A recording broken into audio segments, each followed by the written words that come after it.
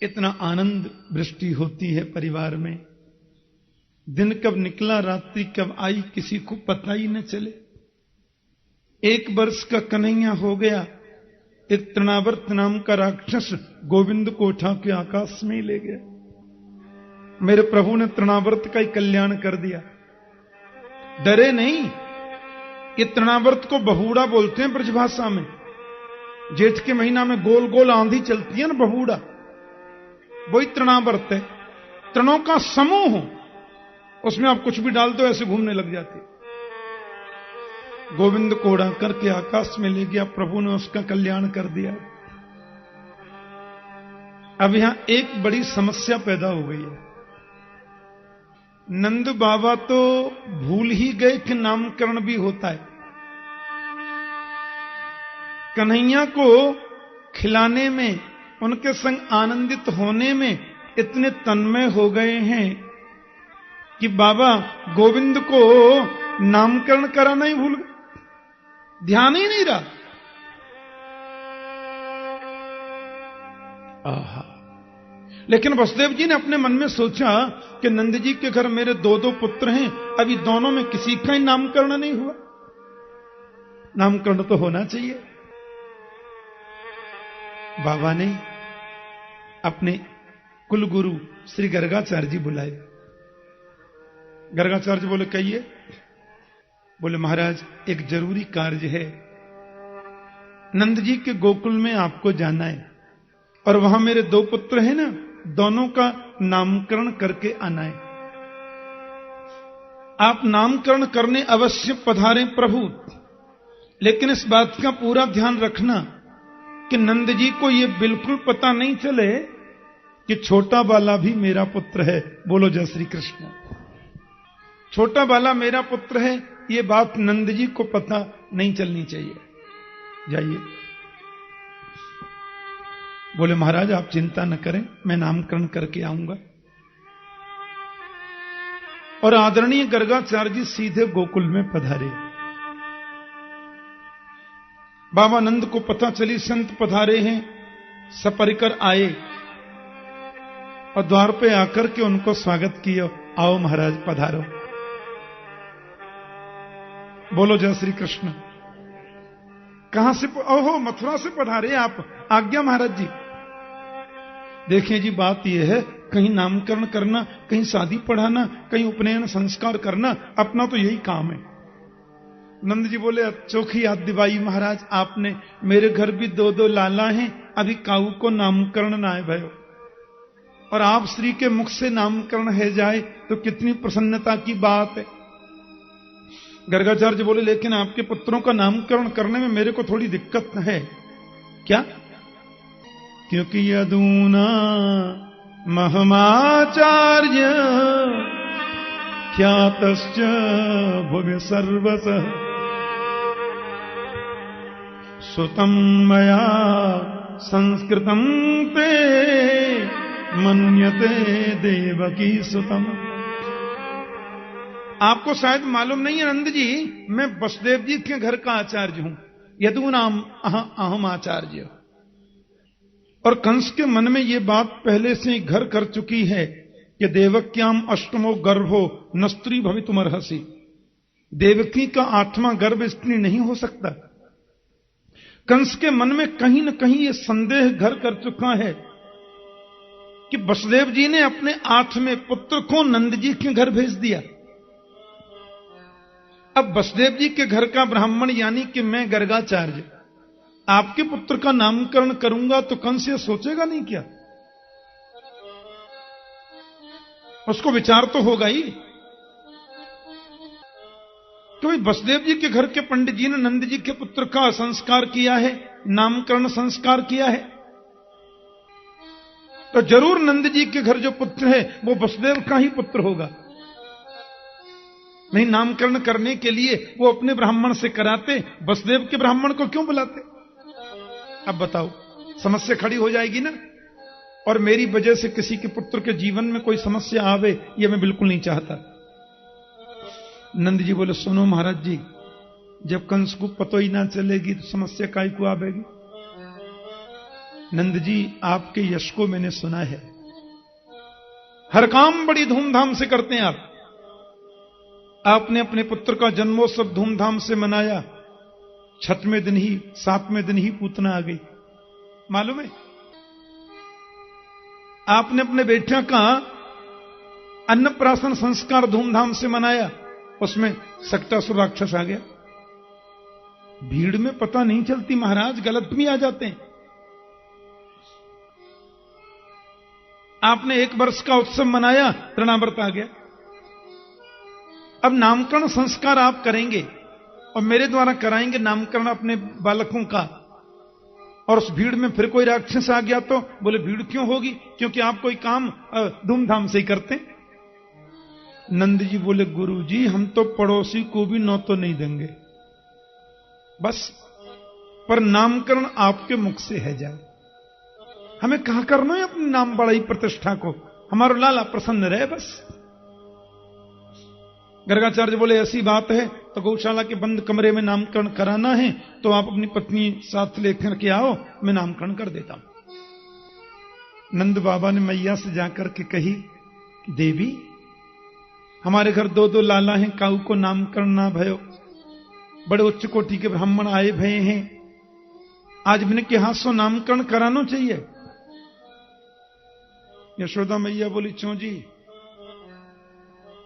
लाला हम कहूं से उधार लेके आई है कि हमने मोल को लियो है? बुढ़ापे में गोपाल को दर्शन कियो है, मेरे लाला को नामकरण होएगा न जी तो 6 महीना पहले से तो ब्रजमंडल में नौते लगवाऊंगी और पूरे ब्रज में चूल को नौतो देना है। चूल का नौता मतलब है किसी के घर चूल्हा भी नहीं जले। सवेरे नाश्ता से लेकर के बच्चे से बूढ़े तक सब मेरे घर भोजन करें, उसको बोलते हैं चूल का नौता। माने आपके घर चूल नहीं जलेगी, आज चूल्हा नहीं जलना है। नंद जी बोले हमें अपनी प्रतिष्ठा नहीं देखनी देवी, लाला की प्रसन्नता देखनी चाहिए। फिर नंद जी ने जब 2-3 बातें बताई तो यशोदा बोली सुनो जी हम तो पड़ोसियों ना बुलाएंगे, हमारा तो लाला प्रसन्न रहे, पर एक बात बताओ पंडित जी का नाम क्या है? नंद जी बोले बहुत उच्च कोटि के विद्वान हैं, गर्गाचार्य नाम है देवी। मैया बोली मैंने तो जी नाम सुनो ना है, अच्छे ज्योतिषी है, भूत भविष्य वर्तमान की सब बातें उनको बतावे। मैया बोली थी अब बाबा की परीक्षा लेनी चाहिए, सच्चा ज्योतिषी है कि खड़िया पलटन है? बोलो जय श्री कृष्ण। हाँ ऐसे बोल रहे हैं ब्रज में, खड़िया पलटन। परीक्षा कैसे ले? सो महाराज दोनों मैया ने विचार कर लियो। मैया यशोदा रोहिणी से बोली सुनो मेरे लाला को ले लो तुम अपनी गोद में और आपके लाला को मैं ले लूं अपनी गोद में। देखो बहन हम दोनों को कलर भी खूब मिले, तुम्हारो लाला गोरो और मेरो कलर भी गोरो, मेरो कन्हैया सांवरो और तुम भी थोड़ी सांवरी रोहिणी, तो तुम्हारा और कन्हैया को रंग खूब मिले और तेरे बेटियों को और मेरो रंग भी मिले, अदला बदली करके बैठेंगी। देखें तो सही है सच्चो ज्योतिषी है कि हंसी डोले, परीक्षा तो होनी चाहिए ना। अब रोहिणी जी ने कन्हैया को गोद में ले लिया और यशोदा ने बलराम जी को गोद में ले लिया।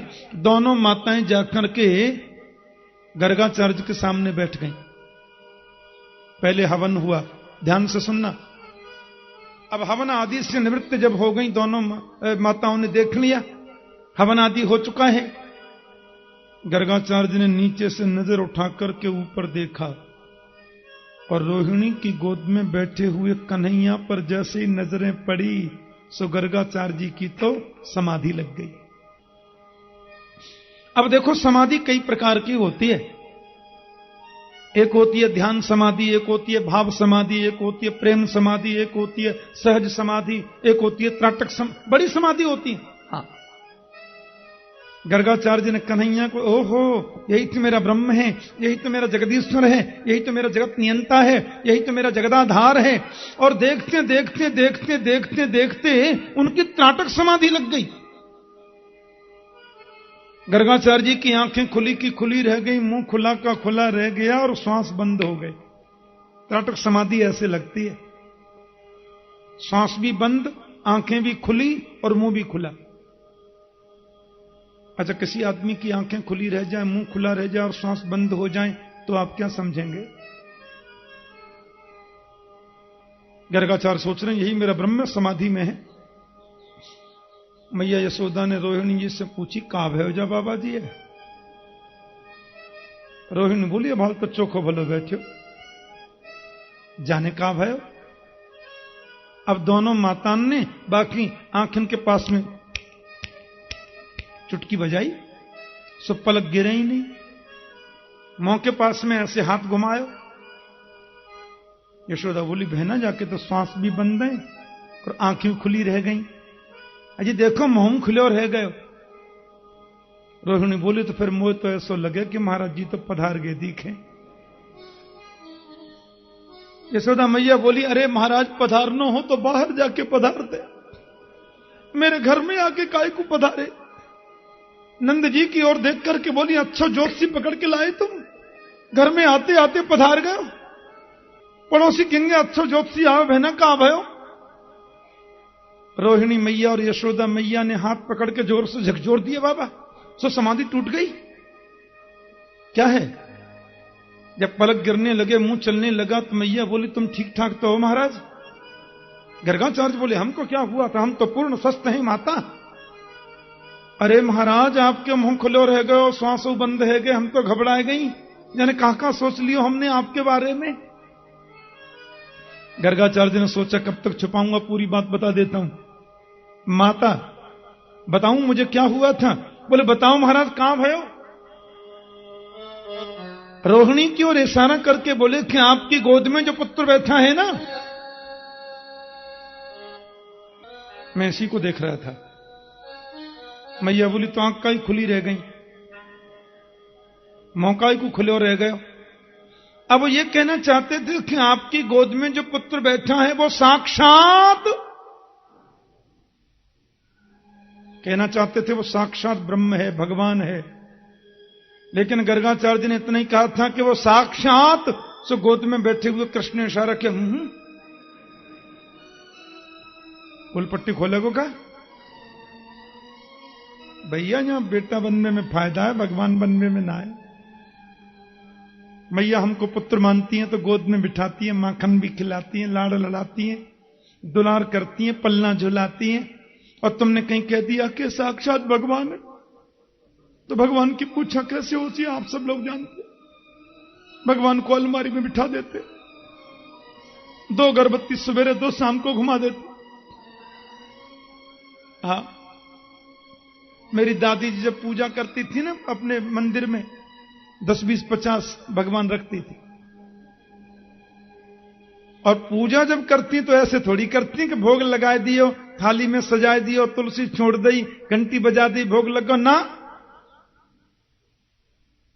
हर चीज थोड़ी थोड़ी तोड़ करके हर देवता की नाक पर चिपकाना, तब भोग लगेगा। आहा,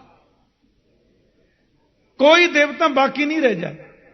गुड़ का भोग लगाए तो सबकी नाक पर गुड़ चिपकेगा, पेड़ा भोग लगाना है तो सबके मुंह पर पेड़ा चिपकेगा।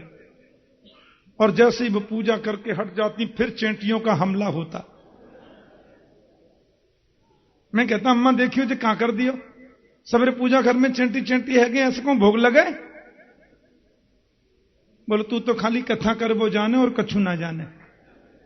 हाँ, अरे लाला जी, देवता ही चेंटी बन के आए हैं भोग लगावे काजे, ऐसा उनका भाव देखो। ये ऐसे ही हमें चेंटी चेंटा बन के भोग लगा के चले जाएंगे, हमने चोखो। तो भगवान की पूजा तो फिर ऐसी होती है, अलमारी में बिठा दिया, भोग लगा दिया। लेकिन बेटा बनाया है मुझे तो गोद में बिठाती है, माखन खिलाती है, लाड़ लड़ाती है। तुरंत इशारा किया।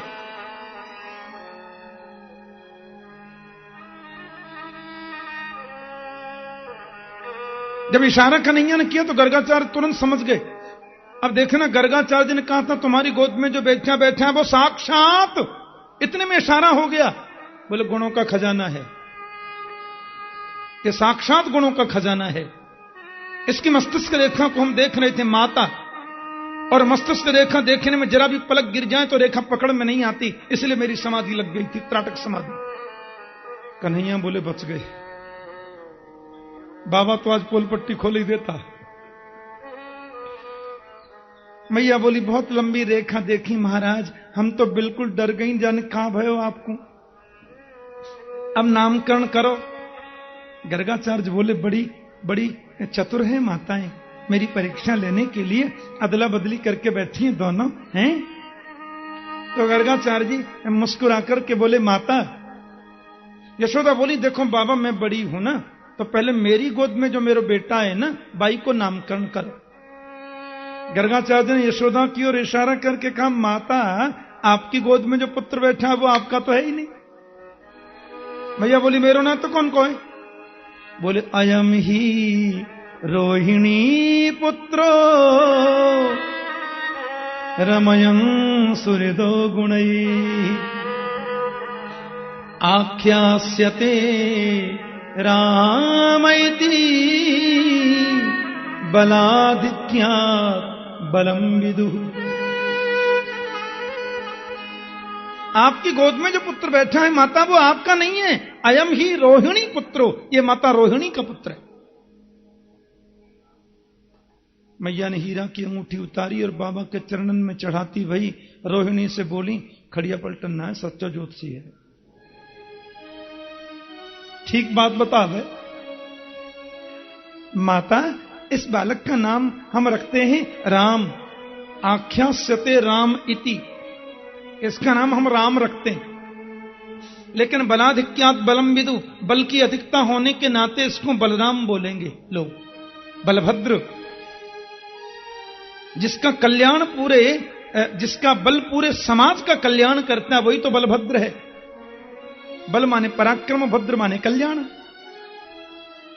बहुत प्रसन्न हो गई मैया। माता ये बालक कभी एक गर्भ से खींचकर दूसरे गर्भ में लाया जा चुका है, इसलिए इसका एक नाम संकर्षण भी होगा। हलधर, दाऊदयाल, बलराम, शंकरषण, बहुत नाम है इनके। और हमारे ब्रज में तो महाराज दाऊदयाल ब्रज को राजा, भांग पीवे तो यहां पे आ जा। बोलो जय श्री कृष्ण। ब्रज को तो राजा है दाऊदयाल। और माता रोहिणी आपकी गोद में जो पुत्र बैठा है कि आसन वर्णास्त्रयो ह्यस्य गृह्णतो नुयुगम तनु शुक्लो रक्तस्तथा पीत इदानीं कृष्ण तंगत। बड़ा सुंदर नामकरण कर रहे हैं। ये जो तुम्हारा बेटा है ना यशोदा जी, जो रोहिणी की गोद में है, इसका पहले शुक्ल वर्ण था, फिर इसका रक्त वर्ण हुआ, फिर पीत वर्ण हुआ, और इदानीं कृष्णतांगत, अभी इसका कृष्ण वर्ण हो गया है।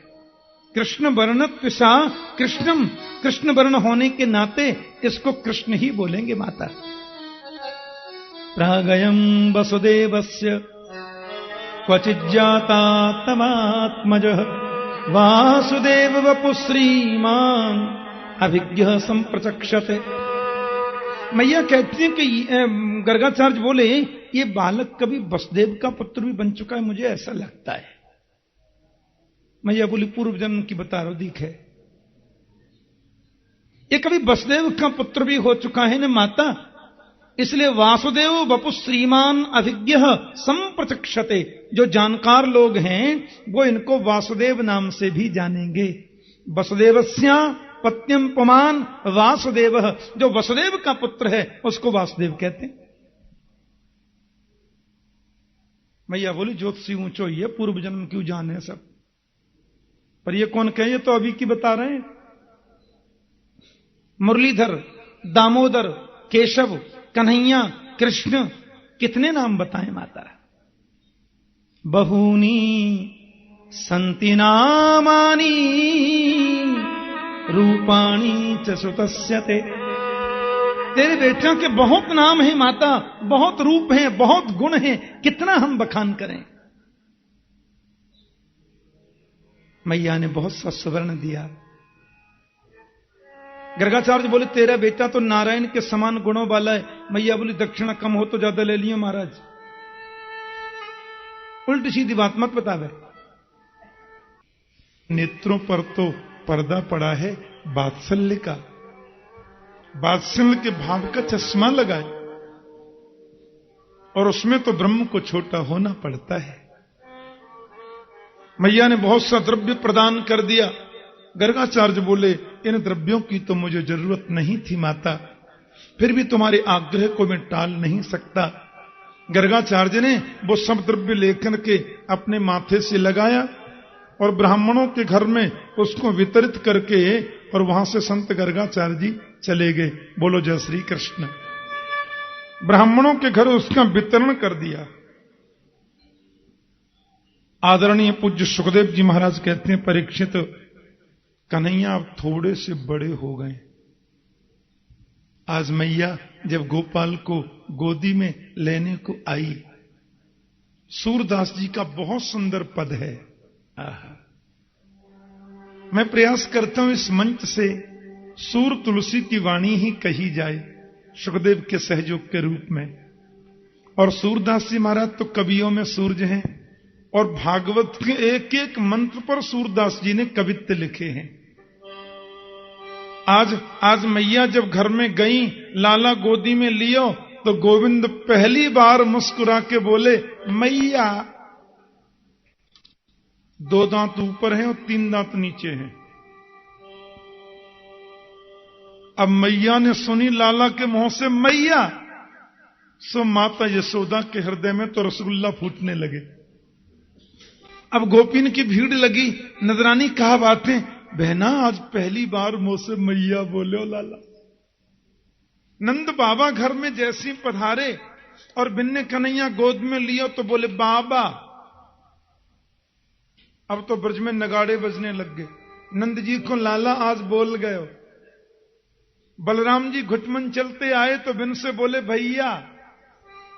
मिठाई बट रही है, नगाड़े बज रहे पूरे ब्रज में, हमारे नंदराय जी को लाला आज पहली बार मैया करके बोले हो है। और सूरदासी ने तुरंत लिख दिया। बोलो जय श्री कृष्ण।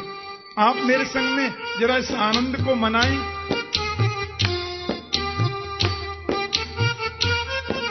कहने लगे मोहन मैया मैया, कहने लगे मोहन मैया मैया, कहने लगे मोहन मैया मैया, कहने लगे मोहन। सुंदर भाव है। मैया मैया, पितानंद सो बाबा रे बाबा, पितानंद सो बाबा रे बाबा, पितानंद सो बाबा रे बाबा, पितानंद सो बाबा रे बाबा, और हलधर सो भैया,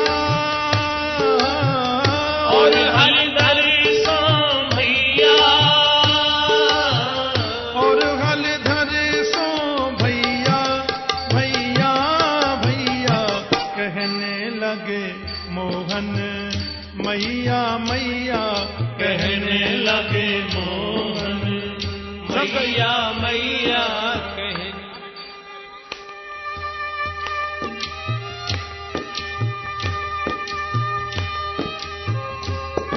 आदरणीय सूरदास जी ने बड़ा सुंदर भाव व्यक्त किया अपने पद के माध्यम से। बड़ी सुंदर भावनाओं का दर्शन कराया।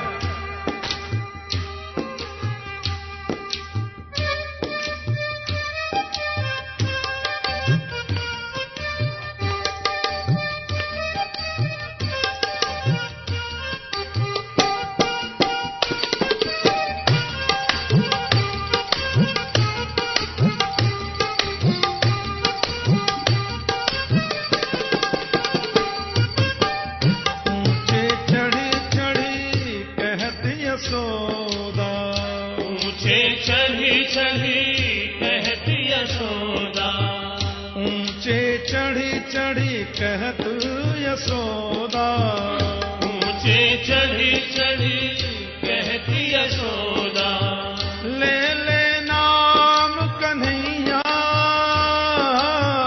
ले ले नाम कन्हैया,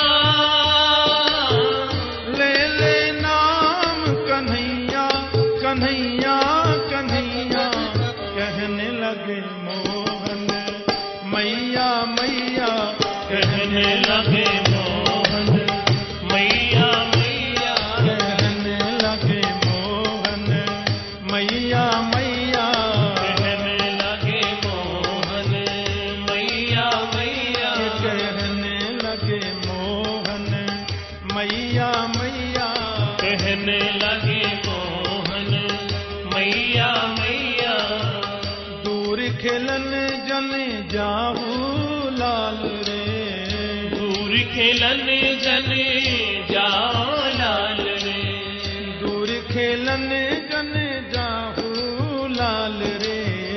दूर खेलन बड़ा सुंदर भाव। जन जाओ लाल रे, मारेगी काहू की गैया,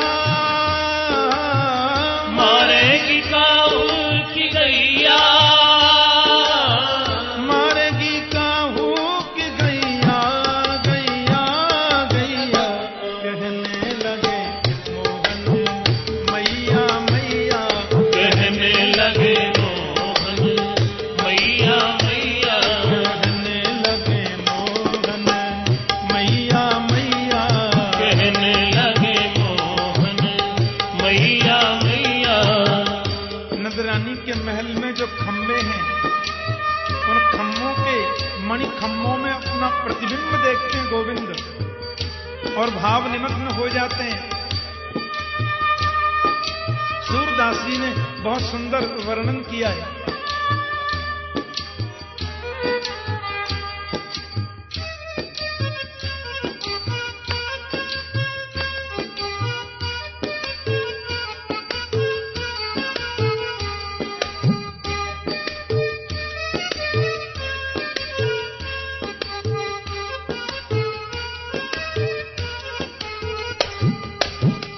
मणिखम्मन प्रतिबिंब विलोकत, मणिखम्मन प्रतिबिंब विलोकत, मणिखम्मन प्रतिबिंब विलोकत, मणिखम्मन प्रतिबिंब विलोकत, नचत कुमार निज पैया,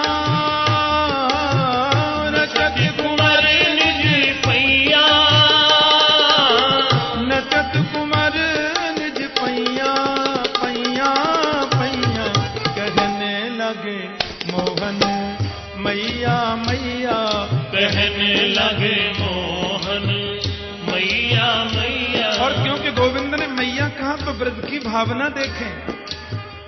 गोपी ग्वाल करत कौतूहल, गोपी ग्वाल करत कौतूहल, घर घर बजत बधैया, घर घर बजत बधैया, घर घर बजत बधैया, बधैया बधैया कहने लगे मोहन, मैया मैया कहने लगे मोहन, मैया मैया कहने लगे मोहन, मैया मैया कहने लगे मोहन, मैया मैया सूरदास प्रभु तुमरे दरस को, सूरदास सूरदासी का पद है। रे दरस को, सूरदास प्रभु तुमरे दरस को, सूरदास प्रभु तुमरे दरस को, सूरदास प्रभु तुमरे दरस को, सूरदास प्रभु तुमरे दरस को, यह छवि अनंत न पैया, यह छवि अनंत न पैया, यह छवि अनंत न पैया, पैया पैया कहने लगे मोहन, मैया मैया कहने लगे मोहन, मैया मैया कहने लगे मोहन, मैया मैया कहने लगे